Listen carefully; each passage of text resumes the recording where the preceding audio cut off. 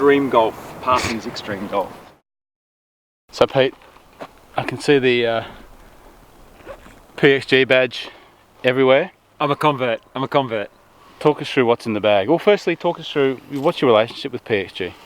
So I'm a friend of the brand for PXG and Pure Form Golf actually. I was a customer for PXG when it was first released into Australia, just a general off-the-road punter.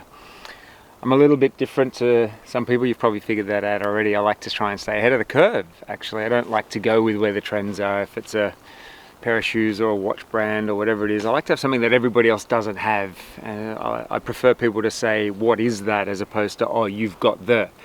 And you know, golf is something that's I'm really attached to. So the whole story about PXG, which I'm sure we'll get to later, was really interesting to me, particularly the development process and the concept behind the beginnings of the brand and the design and development processes. So I went to see the guys that were importing PXG and I just said, hey, can you tell me a little bit about them? And I got in the nets and I hit a few, and the numbers on the TrackMan were good at the time, and I started playing better golf. And then when the motor racing came about, we were talking about it, and there's a lot of synergies with the motor racing and the brands like PXG. So we formed an ambassadorship. I carry Pure Form and PXG on my race car, and in the meantime, it helps me be a little bit more extreme on the golf course. So what we've got here is a new set of Gen 2 PXGs in extreme dark. These are the 0311Ts, so this is the tour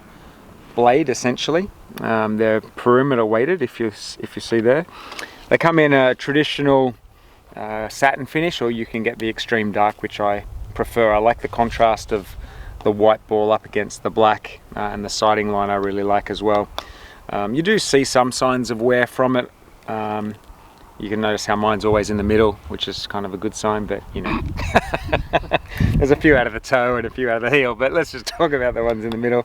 And then I'm running steel fibers, the Stiff Flex I-95s, and these are something that I've used in 2 sets of clubs. I actually had the Gen 1s and these are now the Gen 2s, and for me, you know, I used to watch, I think it was Kuchar or Snedeker or one of those guys, and they really made it okay to have graphite shafts. It used to be, you know, just for the old guys that needed extra distance, and I just said, can you help me get the ball in the air a little bit earlier? I tend to squeeze the ball and launch it quite low, and I went to steel fibers and my initial launch angles were up, my dispersions were closer, and I haven't looked back since I went to steel fibers. So for me, from an irons point of view, I really love them. This is my 2nd set, and I was a customer, so I'm not just saying that because they're free.